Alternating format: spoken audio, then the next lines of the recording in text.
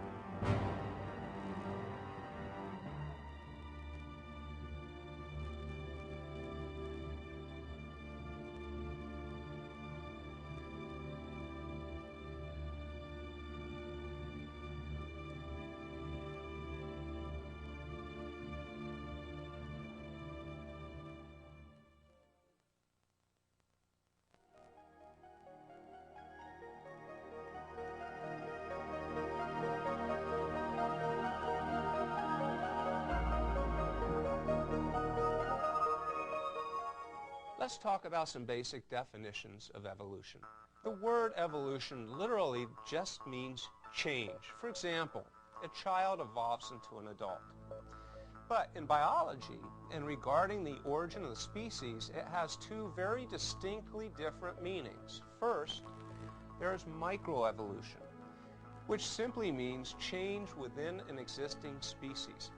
Examples would involve things like different hair color, skin color, or eye color, any of which could actually help a species adapt to changing circumstances. In fact, it's an amazing ability to help species survive. It's basically what it is change within an existing DNA code that exists within the species. And Darwin actually used this to talk about survival of the fittest. And in fact, even biology textbooks will often talk about microevolution. But the key is the DNA structure already exists. It just allows variations within that cell structure. It has nothing to do with a frog turning into a hamster or an ape turning into a human being. The second area is called macroevolution. Now, this is the theory of one reproducing species randomly changing into another totally different reproducing species. An example here might be a fish turning into a lizard, and again an ape to a man. But this theory would indicate that humans' original ancestors really came from just a single cell that was able to subdivide into two cells and eventually was able to turn through a great parade of changes into a human being. In this series, we're going to use the word evolution to talk about macroevolution because that's the way it's generally used in the world.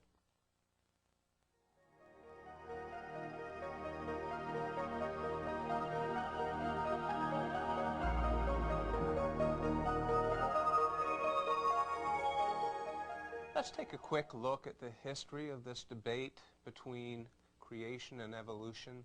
It might shed some light on why people think the way they do today. Most people don't realize that it wasn't until the mid-1800s that most of the world's greatest scientists accepted the Bible as absolute fact. Now, this includes Sir Isaac Newton, perhaps the world's greatest physicist. His physical laws were even used later to try to disprove parts of the Bible. But yet Newton was still one of the world's greatest supporters of Genesis and of the Bible. Perhaps he realized that he didn't have a microscopic view or he didn't have a view of the heavenly realm. And it's this information that has caused great revelations that help us understand that the Bible is true. But it wasn't only Newton. There were many, many other great scientists who firmly believed and supported the Bible. The list is enormous. People like Kepler, Galileo, people like Pasteur, the father of modern medicine, and the list goes on and on.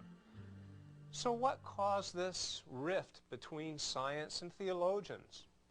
Well, in the mid-1800s, two things happened that started to create some problems. Number one, of course, was the original book Darwin wrote called Origin of the Species. The second thing that happened about the same time was a new concept or idea called the higher criticism of the Bible that really scrutinized in a different way the Bible's reliability.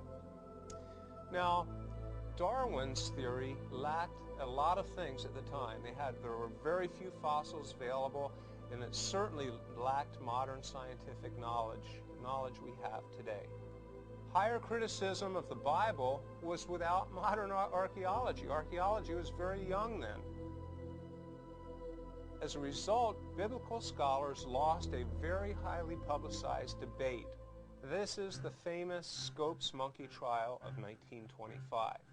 This debate placed famous orator William Jennings Bryan, representing the Bible, against a very skilled defense attorney, Clarence Darrow. Now, using a very clever argument, Darrow forced Bryan to conclude that Genesis may be wrong. His logic used in his argument, we know today to be completely wrong. One of the key arguments was that science believed at that time that the universe was infinite. The debate had far-reaching impact. Christians were regarded as prejudiced, uninformed, and ignorant. And this whole emphasis on infinite time, thought correct by scientists then, created two fierce battles. Battle number one, Christians versus science. Christians started to believe that they needed to agree on a, quote, time of creation. This created another problem, battle number two, Christians versus Christians. Since scientific evidence seems to point to an earth created millions of years ago, one group of Christians started analyzing the Bible and believes that the earth was created only about 10,000 years ago. It's called the young earth view. The other group of Christians believe that the earth is millions of years old. Now, both of these views are consistent with the original Hebrew of the Bible, as we'll be discussing in a minute. Unfortunately, this issue of time of creation arose only because science had so little understanding of the universe in 1925. Today, we know the universe had a beginning, just as Genesis 1 states. And we'll show later that even 15 billion years, which sounds like a lot to us, is not nearly enough time to randomly produce even a single living cell.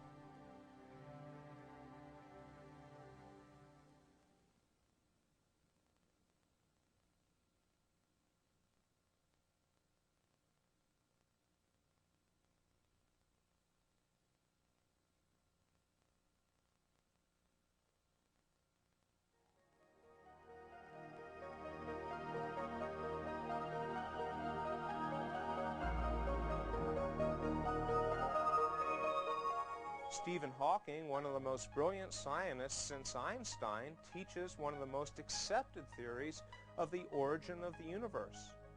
In his book, A Brief History of Time, he describes how he thinks the universe evolved. In a fraction of a second, he says, unknown quantum physics developed subatomic particles known as quarks and antiquarks. In another fraction of a second, these particles formed protons and neutrons, the basis, of course, for atoms. The protons and neutrons binded together to form common elements like hydrogen, all in about 1 second. Within about 3 minutes, all matter and radiation were coupled together. Then, over 300,000 years, Electrons bind with nuclei